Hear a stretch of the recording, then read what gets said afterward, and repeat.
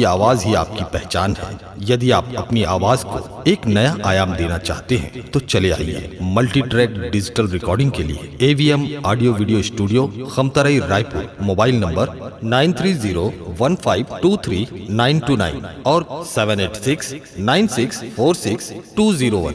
यदि आप नए एवं पुराने गीत सुनना चाहते हैं तो avmgana.com में जाकर गाना फ्री डाउनलोड करें और YouTube चैनल में AVM गाना और KK कैसेट्स को सब्सक्राइब करें।